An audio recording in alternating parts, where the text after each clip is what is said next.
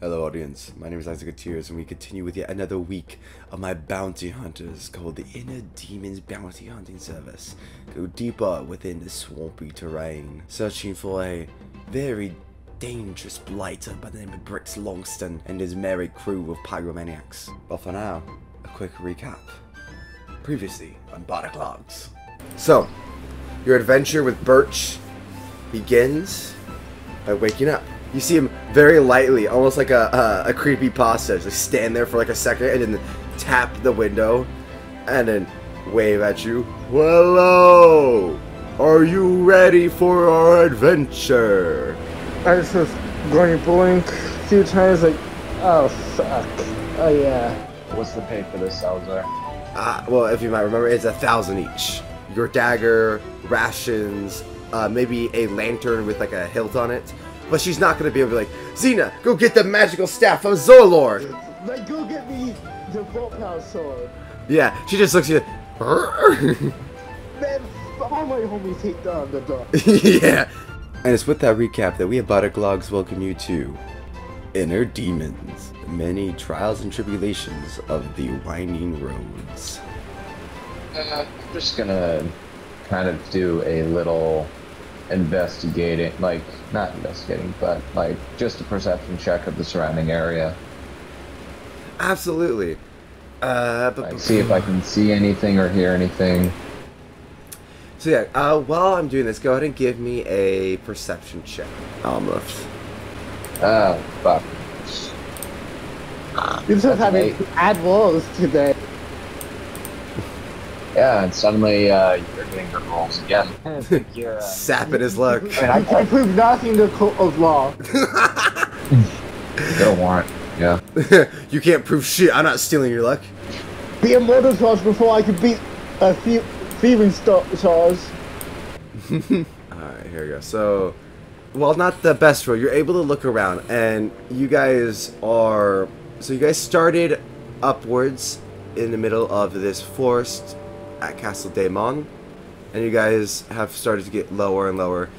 Going through bypass towns, you would pass through around this town right here, the nearby one, the closest one that I told you about, and then you would pass through this fort as you get lower into the actual Choltian area.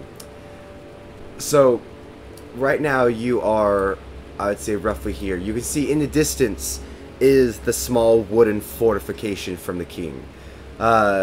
You don't expect to get hassled because while you are all technically in some way or form have done a crime, a lot of you have, out of the caravan, even including Birch actually, you guys are part of the bounty hunters. You guys have your your licenses, you have all that. You don't really feel nervous, but I do imagine seeing, like, essentially royal army guards does create a sense of oppression, an oppressive feeling. Wait, are we entering the town or just passing by? So you're going through here. It's up to you. Birch kind of, I would even say Birch actually ends up walking by. And you can ask him if you would like. Birch, is there anything here? At the outpost? Not really. I'm planning on... I think we should go around it. The hassle of dealing with them guards, and it's too much, but I mean, hey, look, if you happen to want a good night's sleep in a proper, like, inn that we haven't had for a very long time, or a brothel, I suppose, small mercantile outpost, it's basically just a royal kiss-assery, but if you like it there, I mean, I won't blame you if you want us to set up camp outside and a few of you go in. I don't mind it. If they try anything, we're dead. Whatever you guys want to do. No, let's just go around it. We really have no need to go through the town yet. Birch stretches, and as he stretches, you see splinters kind of coming off, and randomly in because he's covered in like weapons and shit. So like from his armpit, like a random black dagger pings off and like slams into the side of a carriage, digging itself deep within inside a... Oops, sorry. Either way, let's, it's getting late. Let's set up camp. You're gonna set up camp probably around right there on the outside of the outpost, avoiding it, and end up going around down this way. So, if there's... Isn't going to grab that dagger again. I'm going to grab it. Absolutely. So you go up to it, and as you try to pull it, it's really fucking in there. You're gonna need to give me a strength check to try to pull it out. So it's a pure strength check? Yep, pure strength.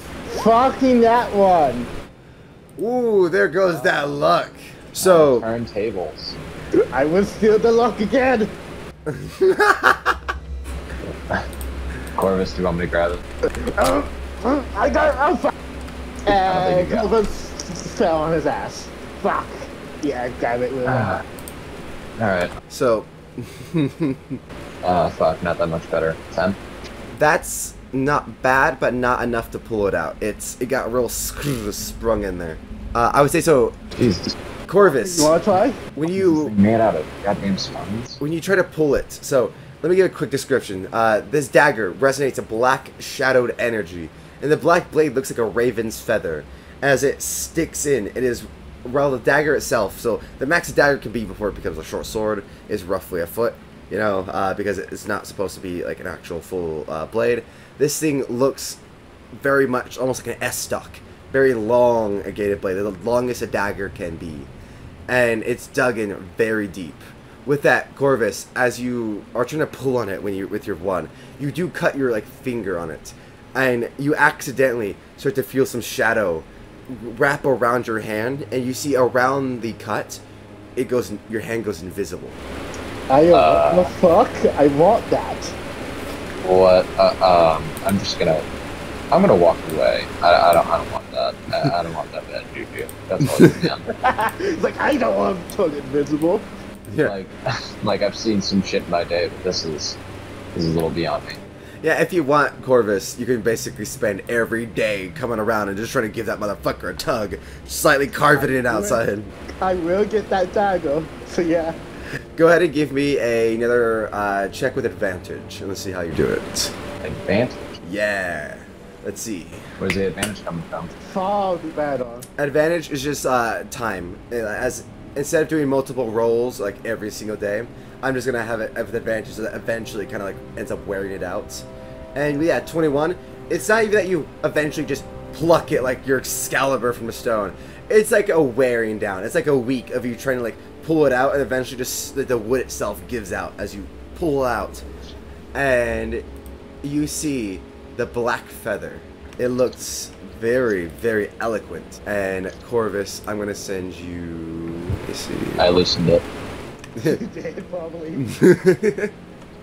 Once again, yeah, just a quick refresher. It is exactly the length, and it looks like a raven's feather. The tips of it extremely sharp, and it radiates a dark energy that has some black, shadowy tendrils that lightly wraps around the blade. Oh my god, this is gonna be a fucking fun weapon. I have so many ideas now. I wish I had the camera right now so you could just see me do the, oh, you know, like the little shrug, like, you, who knows? Oh, goodness. But yeah, so as you guys are just continue traveling, you have gotten the dagger, you guys decided to avoid the post, and as you guys start approaching the swamp, it gets murkier and murkier. You start to hear, what was the good description? This general swamp sound, frogs croaking, that classic crick of some kind of animal moving between trees. You hear crickets, chirping. The water is slightly starting to move and gush as you get closer and closer and deeper within a swamp. As you get past the forest, and the trees themselves start to turn slightly willow-esque, and you start to get more and more trenches of swamps. And as Birch, taller than all of you, he's several stories tall, is able to point out, looks like just another 5 days until we get to our flat ground between Rosewood and Underwood, or Roseway and Underwood, and we'll be able to set it up. With that, I would say this is during the daytime where you guys are all kind of on your general shift. it isn't on the map, any map whatsoever. But all of a suddenly, Bert says, stop now. And all the carriages stop. He's dead silent. He looks like he's just looking, scanning. He doesn't say anything. He just is scanning right now. One of the guards, the elf, looks to you, Corvis. What do you think he is? What do you think he's looking at? Probably the words itself. He's a create, I guess. Oh, yeah, valid. He'll be probably able to communicate with the forest itself. See what area is harmed, since we are dealing with the blighter. I didn't even think about that. That's valid. And with that, you see that, now taking a bit more of a closer look, while he's not moving, you see his feet, the roots, ever so slightly dig into the earth. And you see him sprout in and almost like connect to, you can't really see underground, but you see like the ground move, and it looks like it approaches a tree. You can assume maybe connecting with the roots. And look, a root system. After a moment, he looks to Corvis, Rocco, and Amleth. And I would even say the elf that you're talking to, Corvis. He kind of like gestures for him to help you. Listen, you can't hear it, but I think there's something. Oh God, it's hard to tell. There's a group. I can't tell if it's like a village, like a settlement, or if it's like just like a camp or group. So something's ahead of us, and there's arguing, lots of arguing. Would you guys mind scouting ahead just to see what it is? Yeah, let me do a perception check. Let me move forward about 20 feet and do a perception check. If you actually, Birch holds his hand out for you. Would you like me to lift you up? That would be great. You step on his hands, and his hands are themselves roughly the size of you, as he picks you up very gently and lifts you about 3 stories within the air, suspended within the air.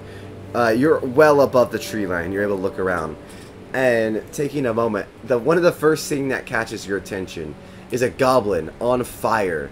He appears to be like literally burning alive, like someone set him on fire, shrieking, "Help!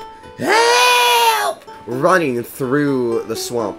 Every time he tries to put himself out within the actual like water, you see that it like extinguishes for a second and reignites on his body. He's like trying to fall and roll on the ground. He's not able to do anything, but you see this goblin running around, and past him you do see what looks to be almost like 2 adventuring parties. I'm gonna do just a good. Should I do a perception check with advantage to see if I can hear anything else or see anything else? Sure. With advantage, that is 16. As you really try to narrow it in, you stare, and you can see that there's in fact definitely two adventuring parties. It looks like from the body language that you can kind of tell, it looks like there is a cart that was overturned with beer, and a dwarf who's very, very angry. And it looks like the 2 parties might be, you're assuming maybe trying to argue over who's gonna pay it, and you don't know who the fuck the goblin is part of. The goblin is completely separate, you might think, or maybe it was an accident that happened during the thing. Either way, with all the commotion, with like it looks like even like there's a guy in full plate armor and what looks to be almost like a barbarian, a guy in a loincloth, classic kind of Grognak the Barbarian kind of look.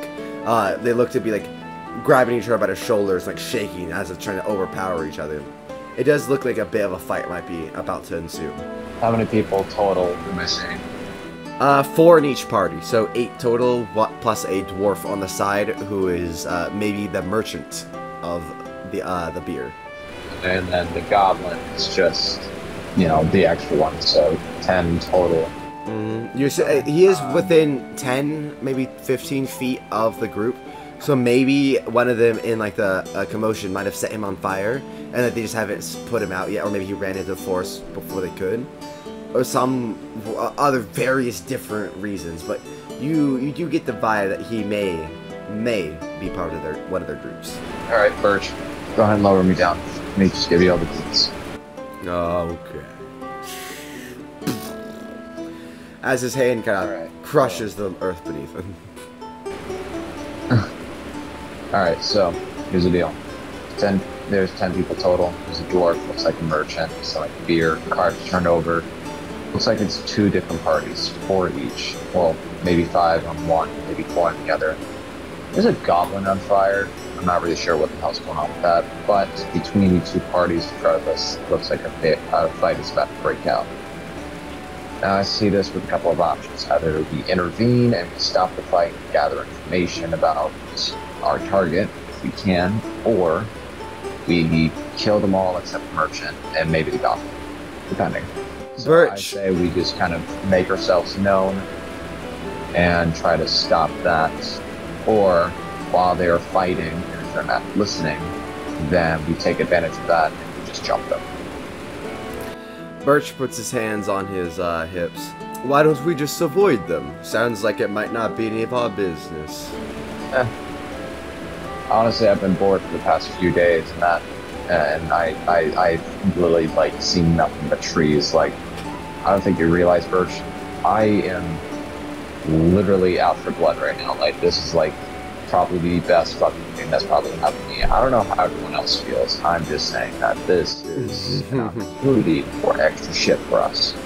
So, if you want to add some extra swords onto your body, which is weird, then I say we take this opportunity and see what we can do. Sound good? Birch shrugs. I'll support you guys either way. Goody. Now, how do you 2 feel about this? I'm with Birch. I would avoid it, but I'll follow you anywhere, Amleth. Yeah, I follow ya.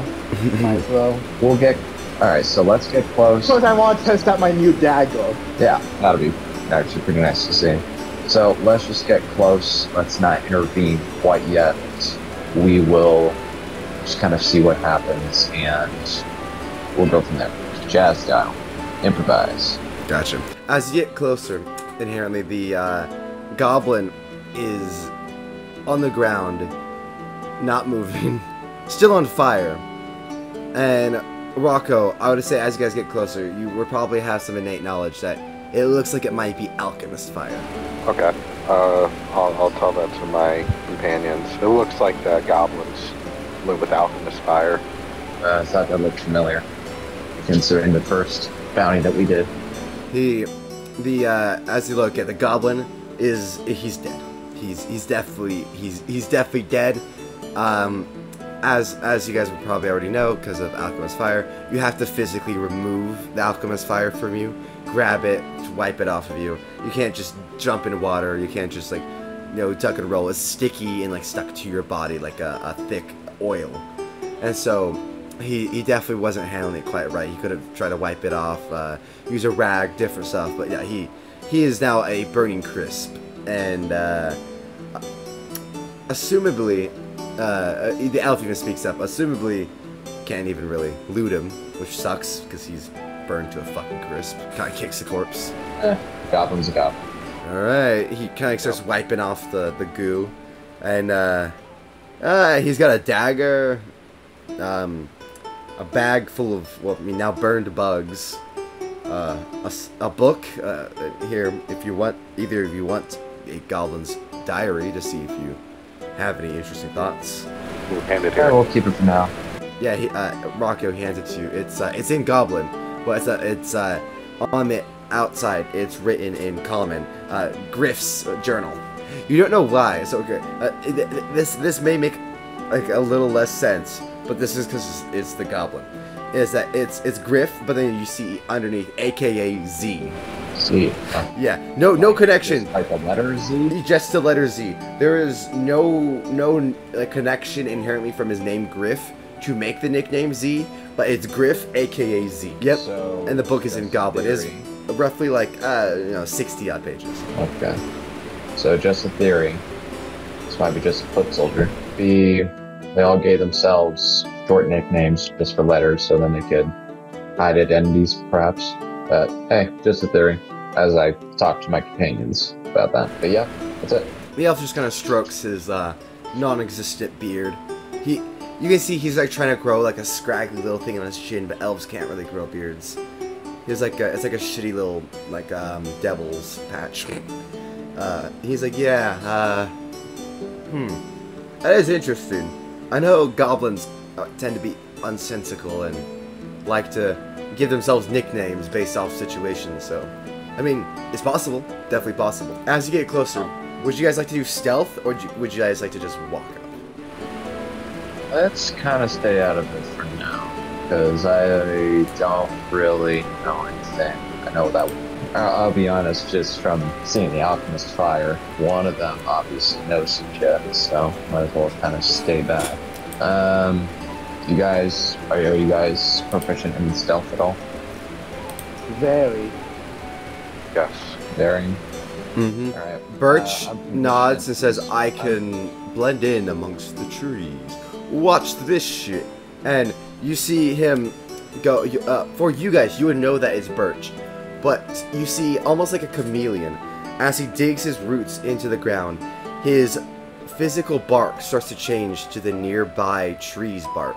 His leaves change to the nearby leaves, and his face blends within to his trunk as he slowly moves and then stops moving. He looks like a tree. Moves, he stops moving. He looks like a normal tree. It gives me an idea. We'll use. You want to go into my head? The hair? Don't say it like that. But yeah, that's kind of the idea. Anyways, let's just watch from a distance. I will be honest, this armor that I've got on, I am proficient in stealth, it isn't exactly the most stealthiest thing that I'm wearing right now, so I will try to kind of not separate from you guys, but keep a sizable distance. That way, if I get caught, I will only be, I will be just in case. So I'll move about 20 feet away from the party as we all watch. Alright, yeah. Go ahead and roll me stealth, all of you, and I'll keep that in mind. How did those people who are not proficient with stealth more badly, and the one person who's not? Jeez. Stealth with disadvantage for me is a 13. First one was a fucking dirty 20, but hey, we can do it.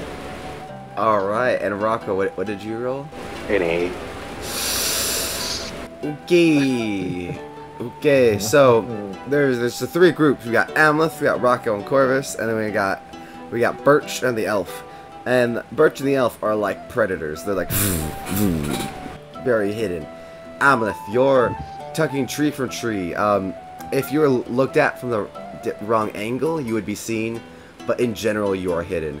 Corvis and Rocco are tripping over each other and keep bumping into each other. And at one point, Corvis, yeah, exactly, you go, get the fuck out of the way, a little too loud. As you guys get closer, I would say that Amleth, getting closer before the other two even start to really create a commotion, you notice that they're not inherently noticed right away because of the commotion going on, but you do think that by their stumbling about, they might get caught within the next minute. But you do get a little bit info. You're listening, and there seems to be two kind of leaders of the groups. There's one is a wizard. He looks to be a little bit more wizened and older. He is a human, but that kind of classic wizard, pointy hat, beard. He seems to be discussing with a dragonborn woman who wears half plate, and she has like a morning star on her side, a shield. She seems to be a bit more of a martial fighter. And as you kind of get the vibe they're discussing, trying to find like a more civil route there. But the wizard, while trying, is struggling to try to calm down the dragonborn, who blames from the sound of it, blames something from him. You can kind of hear bits and pieces. Blames him for the incident because some magic went off, or something went off, setting her goblin on fire, and also ruining that poor merchant's wagon. But the wizard is pointing to one of her party members. It looks like he might be trying to blame one of her party members. It looks like the negotiations themselves are starting to even go sour as they start getting more and more frustrated. Their body language shows more anger and annoyance. Okay, can you two stop fucking tripping over each other? He's moving towards me when I try to get away. Fuck off. You're moving towards me. I'm trying to get away. Okay, oh, alright, so before we go on, I just want to make sure. So, what happened with the knife when Corvis accidentally cut himself? Only his hand went invisible? Like his finger only? Yeah, where he got cut. A little bit around the finger, but yeah, around that little area got invisified. I might have a bad idea. Corvis, can I see your knife? I'm watching you. Try to take it. I will stab you. I will not take it. I am actually going to be using it on both of you. See, because that might help yourself a little bit. Why use it? Why not just have them cut their Alright, you line up. I'm gonna stab you. You don't need to stab us. Okay, well, just, I don't know. I know how. Well, by now will Corvis be attuned to it? Yeah. I know what it does. Yeah, it's been a few days. Okay, watch this. Probably show them this earlier. Corvis will rub the hilt of the dagger. Peace! And he's invisible now. That'll be 2 sauces out. Corvis pops out. Nails looks over. Huh? Rocco, I think it's your turn now. Please don't stab me. Alright, Rocco, grab the shaft of this dagger. You just have to rub the hilt of the dagger. Trust me, it's just a dagger. Some voice out of there. Yeah. Just gotta rub the hilt of the dagger. Swear to God, this better not be some kind of trick. Do you see me? No! That's why I'm saying it might be a bad idea, because the only thing I know about this dagger is that it makes things turn invisible when stabbed. I don't know any other side effects about this. Well, I don't know why I went invisible. My hand went invisible when I got stabbed, but it doesn't do that exactly. Why you think I'm telling Rocco to rub the hilt of the dagger? That is how you go invisible, like me. And like a genie, you lightly rub at Rocco. And at first you're kind of like, oh god, please don't be something. Don't beat the blade, don't beat the blade. I don't want to grab the blade with my hand. You rub it and you feel the very nice, almost silk kind of handle as the black silk rubs over your hand. You feel the magic course through you, and Rocco, you pop out of existence. Nails is like, holy shit, nice. Thank God. Okay. Sadly, we can only do that for now. Only us two could have been invisible. Before you ask, no, I will not do the same thing. It's not like you can. It's out of energy. I can. You're absolutely right. Oh wait, did you say I can't? You can't. The dagger's out of energy. Okay, good. Well, good. Anyways. Alright, let's just see what happens. Okay, so with that, even though you guys were pretty fucking loud, you guys are now invisible. And so, well, I would say one of them is trying to have a smoke, ignoring the rest. He is probably a fellow, I would say a halfling. He sits there smoking his pipe, and at first he noticed, like, what the fuck is over there? Is that bush moving? And then, as you both disappear, he's like, oh, never mind, whatever. Because he looks over, he doesn't see anything. You know what? None of my business. I don't see anything over there. Yeah, he smokes some puffs of his pipe, and turns back to the group. With that, you guys are now able to get closer. There is, so there's the fighter, and what you assume is a barbarian. You see another fighter. So basically, the entirety of the Dragonborn's crew, very similar to what Amleth kind of described. It looks like mercenaries. Mercenaries of some kind of guild. All you see on their tag is just ABC over it, and Fucking knew it. the other one looks to be the most stereotypical And I mean this when I say stereotypical adventuring party. You have the Grognuk, the barbarian guy, the classic wizard, the halfling who is smoking his pipe. You see he puts up his little hood and he's a little rogue.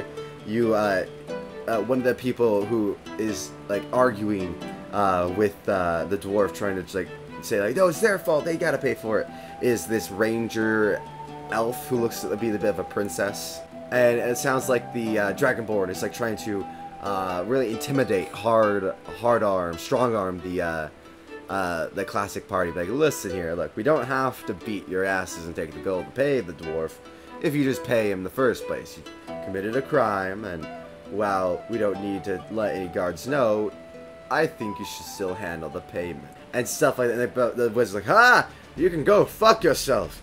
Your goddamn goblin was trying to steal from my bag, and I do not regret lighting him on fire. Fuck you and fuck your party. And I would say that it's definitely like their tensions are starting to get very high. If you guys do not intervene, you think I'm going to go over to Amleth and tap him on the shoulder and lean in with you so he can see me. You can frick these people. You can fuck with them so hard. I understand that, but right now they outnumber us. So yes, but I'm invisible. That may be, but we don't know how long that'll last.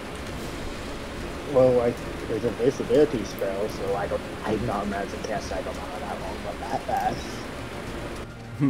Look, I say we just study them, see how they fight, and then we can use that to our advantage. Whoever survives, we kill. Got it? Got it. The tree above you nods his head, and Nails starts bringing up some bugs from like a log. He breaks off a bit of a log and brings a little handful of bugs. Sits on Rocco's shoulder. Rocco, you're invisible, but you know, the imp actually makes himself go invisible as well with you. And he just sits there eating bugs. And as the tensions rise, eventually the Dragonborn rolls her eyes.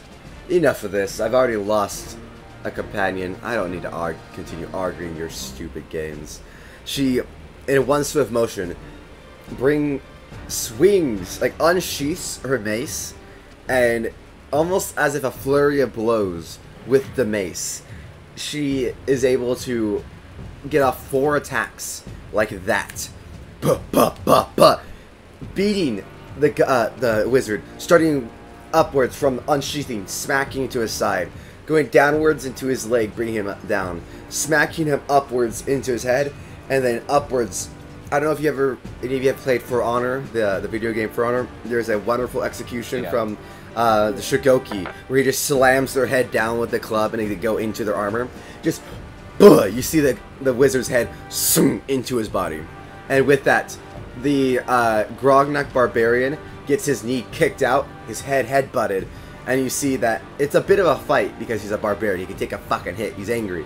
But eventually the fighter pretty quickly dispatches him by slicing his head off.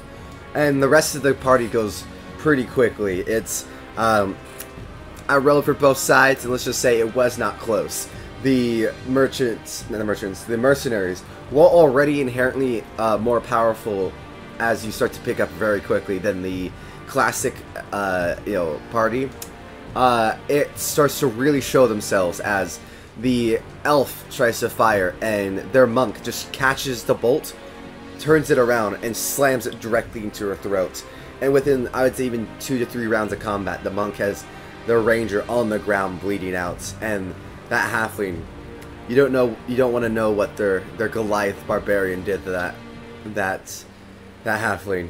You see him chase him into the woods, and all you hear is a quick scream. They come back all completely, almost untouched, just barely, like maybe I would say if, like out of 100%, they look like maybe they took 10% of their energy and life to have just dispatched that other party. You guys get a very strong sense of power from them. Yeah, let's not fuck with these guys. I kind of want to try out this red skull candy. Corvis, I'm scared. I don't want to fuck with him. Amleth, this looks like a good fight. Becomes the meme. Our fight will be legendary. It's just guys. Alright.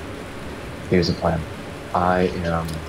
You guys are going to sneak up on him. But before you do anything, I'm going to throw... Let's see. At this point, while he's looking through his bag, Birch leans over between Rocco and Corvis, and not knowing because you're invisible, not actually seeing you guys, accidentally bumps Corvis on the head. Oh, sorry. My bad. Leans up and whispers, "You guys actually want to fight them, or should we just pick up Amleth and go? I can just pick him up." Pick him up. Okay. Fuckers would absolutely wreck our ass. He's like, "I'm not gonna lie. If they happen to have any alchemist fire that they pick up off that wizard, I'm fucked." Yeah. That Dragon Ball looks like she can easily break all of us in half. Dude, I'm not gonna lie. I thought she looked familiar. I think that might be one of the generals of that clan from the north, the Helfner's Rise. She's one of the mercenaries. Oh fuck! Let's get the fuck out of here. Whispering about. Yeah, no, don't worry. Birch at one moment scoops you up, and you get put into his head, like his hair, and you see it's like a little cage forms around you. You guys start running back to the caravan. We gotta get the fuck out of here! Oh god! What? Oh, god damn it! Ah, come on! God damn it! I just want the fucking bloodshed! You guys, as you're running, he's just yelling, and you guys can kind of, I don't even say Rocco, Corvis, as you're running, you guys can look back and just see, like, the Dragonborn turns and just kind of raises her eyebrow and smirks as she sees you guys running away. Where she can see us? She can. The rest of the party cannot. She can see you too. Fuck. Dragons, baby. And I just look at the Dragonborn. I just get fucking pissed. I'm like, oh, you're the first one. And with that, Birch keeps you in that cage for the rest of the day, and to make sure you don't try to run back out to the party. He like tries to feed you, like, "I'm sorry, but this is for your own safety." He hands you a little bit of dinner on his head. Yeah, fuck you too.